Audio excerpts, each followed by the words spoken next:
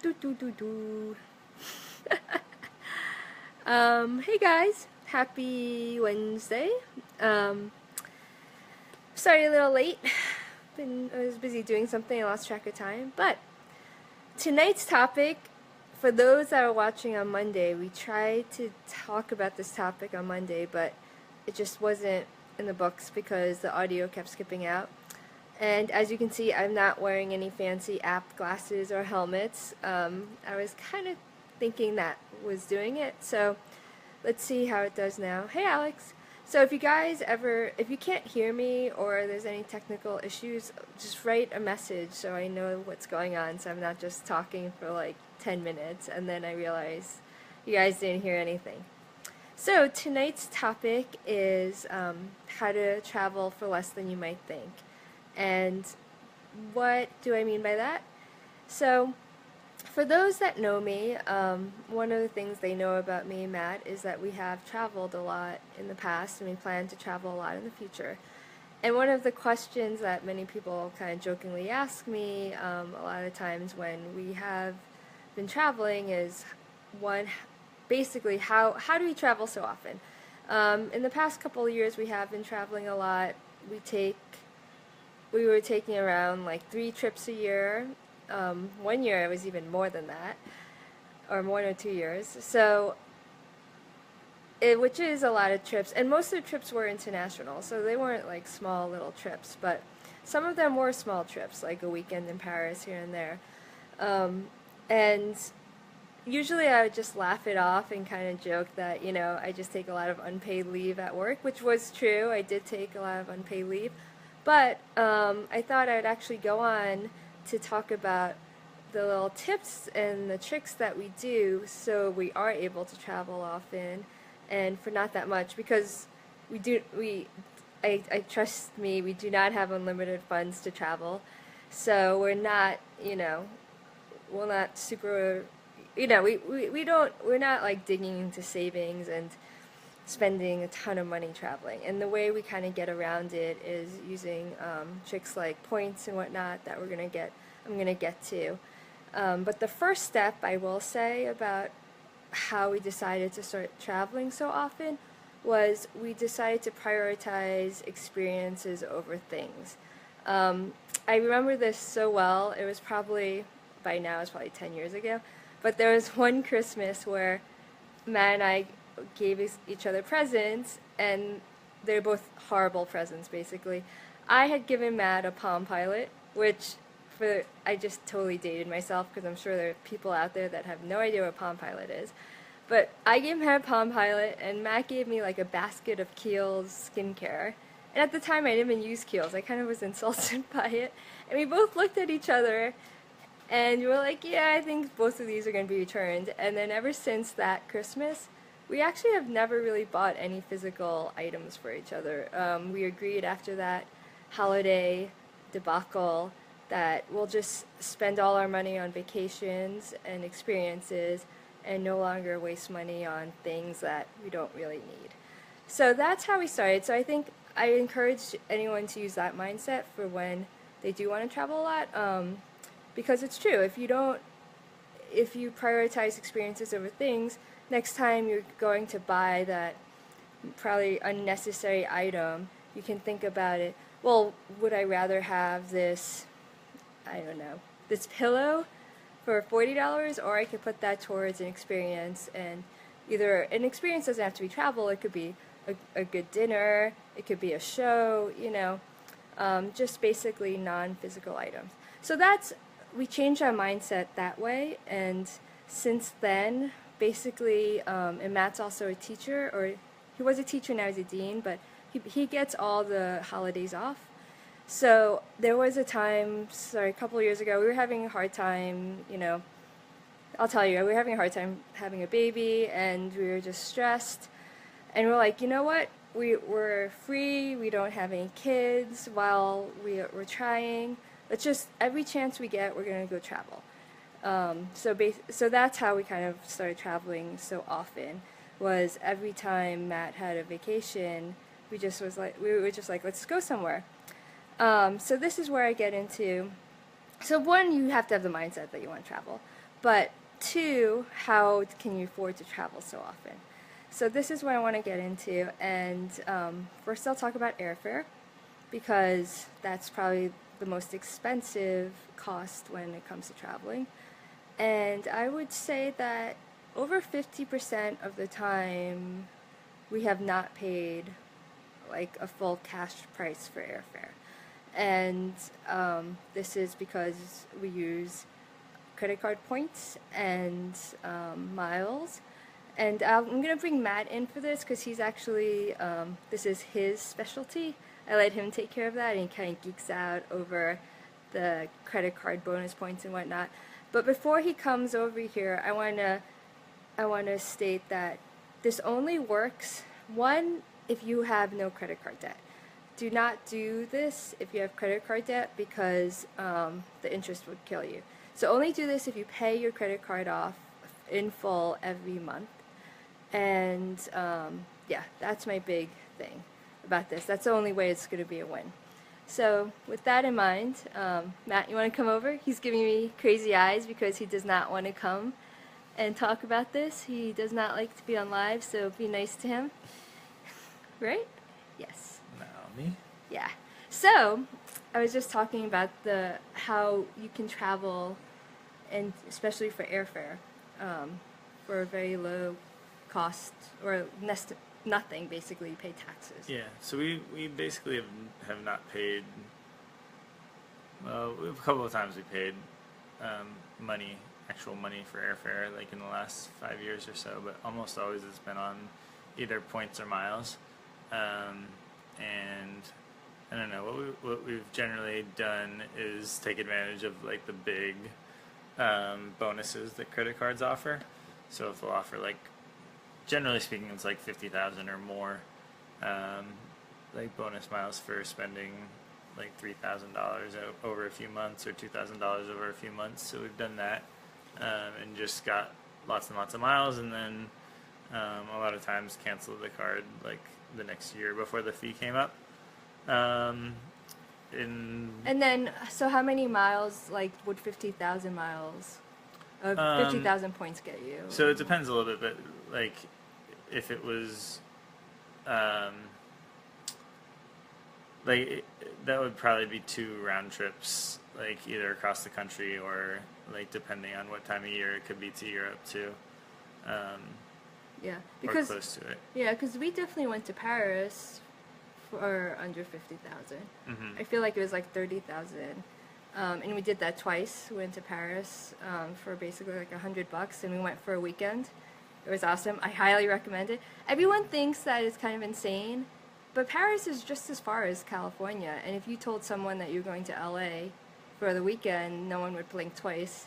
But then if you say you're going to Paris for the weekend, they're like, what? What are you doing?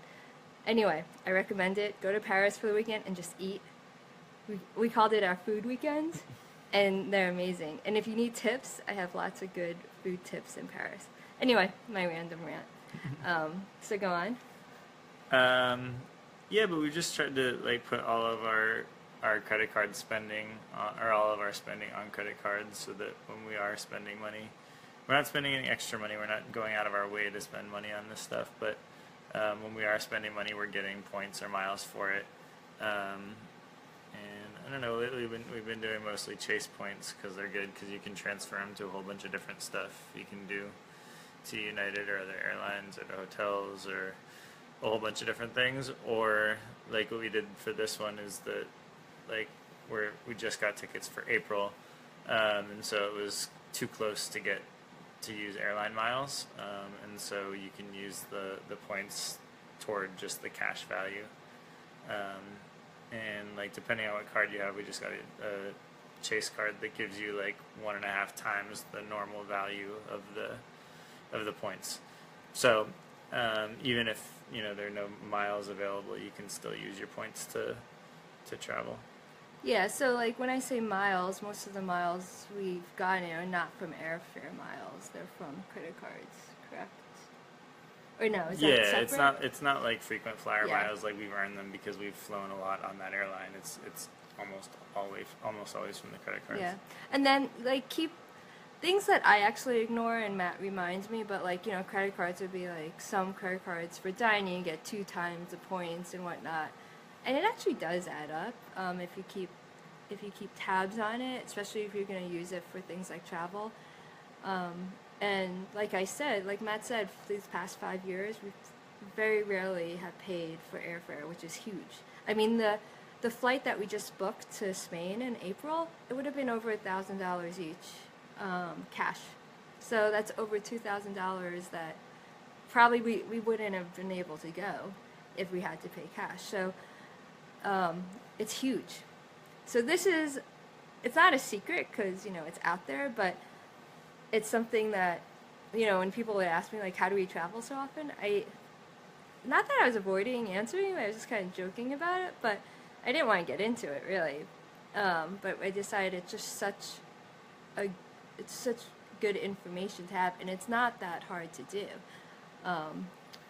There are a ton of, like, blogs and stuff, and, like, depending on how deep you want to go into it, there are people that, I don't know, do all kinds of crazy things to get points.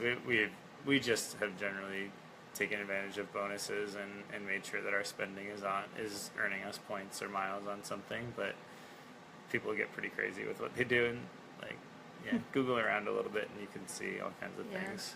And then another tip, especially if you're traveling internationally, make sure you get the credit cards that don't charge the international exchange fees, or the foreign exchange fees. Because one, if you don't realize it and you go somewhere and then for each transaction they're charging you an additional transaction on top of the foreign fee, the normal fees, it adds up, and then you'll just be really mad when you get home. So before you go, make sure you get one of those cards that don't charge that and use that card. So that's the airfare bit. And then I would say when you do get there, obviously accommodations would be the next biggest expense. And for accommodations, I mean, that's all up to how you want to travel, how your standards are. I mean, I joke that Matt's standards are way higher than mine, actually. When he's in charge of booking accommodations, we end up staying in really nice places, and I'm very surprised. If I was booking it, I'd probably be a little bit more economical about it. But that being said, Airbnb, the past couple of times we've traveled, we've used Airbnb quite often. It's not available in all places, obviously, but when we have used it, we used it in Germany, we used it in Iceland, we used it in Norway. Norway was great for Airbnb. But I would actually recommend that first, just because, one, it's less expensive than the hotels, and I mean, I really like traveling that way. You end up being more in a neighborhood usually, and you feel like you actually live there instead of, I relate it to, I don't know, hotels are mostly like Times Square. Like I live in New York City, so, and most of you probably live in New York, or know New York. So imagine you went somewhere and you stayed in Times Square. Would you want to stay in Times Square? No, probably not. You want to stay in like the West Village or, Brooklyn or wherever. So definitely look at Airbnb first, and they definitely have cheaper rates and you can be more creative about it. Other things I would say is we have used points for hotels as well, and that's worked out well. A lot of hotels will have deals too, right? If you stay like more than like a certain amount of nights, you get another night free. So that's another thing that you can look into with the hotels. And so that's with accommodations. Of course, some people like to, if they have friends where they are, they'll stay with friends. I tend not to do that just because I feel a little uncomfortable kind of mooching off friends, but I have a lot of people that, love that, and that's great too, because then you get to hang out with your friends and you feel like you're with family in a way. And my other travel tip with saving money and not going too crazy, but really experiencing the place, is for food. So for those that know me, I'm like obsessed with food. I mean, like I said, okay, Matt's leaving because he doesn't want to be on live anymore. Go figure. He's done. Anyway, those that know me, I'm obsessed with food, and most of my trips are kind of, it's all about food. It's either food or nature, to be honest with you. I rarely do purely city trips anymore, but Matt's laughing at me because it's true. No, I'm laughing at Ryan just said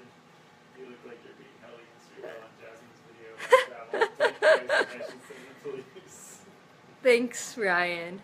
I don't know if those who heard, but Matt's friend just IM'd him saying he looked really uncomfortable. Thanks, Ryan. So, anyway, moving on. My last tip for you, since I don't want to make anyone else uncomfortable, but food. So, especially if you're traveling with a kid, but this goes without a kid too. One of my favorite things to do is, yes, go to the like awesome restaurants and try all that stuff, but one of my favorite things to do, especially in an area where the food's really good, France, Spain, even like Norway was great with this, and we did it in Iceland. Like, you can do it anywhere, and especially if the food's expensive too. For one meal or lunch, go to find either one if they have like a farmer's market type of thing going on. When we went to southern France, every morning they had this amazing farmer's market, and it was so inexpensive. We got fresh goat cheese and all this fruit and baguettes, and we basically just brought it back to wherever we were staying and had our little picnic. And it was, and we actually did go have an actual picnic too one day, but we did this once a day. One, it saves on cost, and two, you're eating really well. And especially three, if you have a kid and the kid goes to sleep at 8 o'clock, you don't want to be sitting in your hotel room not like in the dark, not doing anything. So one of the things we found was if we did splurge, and it wasn't even splurging, it was much less than a restaurant. If we got like awesome cheeses and olives and breads and a good bottle of wine, and we sat there in the hotel room after Tegan went to sleep, it was pretty awesome, I gotta say. So that's my other tip for kind of when you're traveling to, one, I feel like you experience things a little bit better too by going to the markets. I actually love going to supermarkets when I'm abroad. I kind of walk through the aisles and see what's different. And if I don't recognize something, I tend to get it just to try it, because why not? So it's a way to just kind of immerse yourself more in the culture and the atmosphere. So I think those are my main travel tips about saving money when we travel, and that's basically how we travel. We buy our tickets on points or miles, so it costs us like, this Spain trip is costing us like $100 just for taxes on the airfare. What is it? Taxes are included. Oh, taxes are included, so we're paying 0. Oh, that's even better. Okay, and then yeah, Airbnb is our go-to for accommodations, and yeah, and then be creative with your food. I mean, definitely go for the good restaurants or whatnot, especially if you're not traveling with kids. I say splurge on the food, because that's just me and that's one of my priorities. But if you don't care about food, you splurge on whatever you really love to do. But then also my food savings is find your local farmer's market, or visit the markets or the butcher shop, I don't know, whatever, and you can just get really fresh food and enjoy it outside if it's nice out, or in your hotel room as a treat later. And then bring some back home for me to eat too. I brought cheeses and stuff back through the airplane, and I actually really regret, anyway, I deviate, but basically next time I go to southern France, or if you're in southern France, get me back those, what is it? I'm blanking, that I didn't get enough of, the the sausage stuff. Anyway, if you can bring food back that you really love there, bring it back, because then you can enjoy it later and it'll feel that much more special. So I think that's all I have to say about that. Did I forget anything, Matt? Nope. He says nope. He just wants me to get off. Yeah, so I hope you guys found this somewhat useful. If you have any questions at all, or you need more, if you want more information about the credit card stuff, or any of the other things I mentioned, or if you have questions that you saw me do something before and you want me to kind of talk about, or you know where to find me, message me, put a comment down here, or personal message me. Anyway, I hope you guys have fun and have a good night.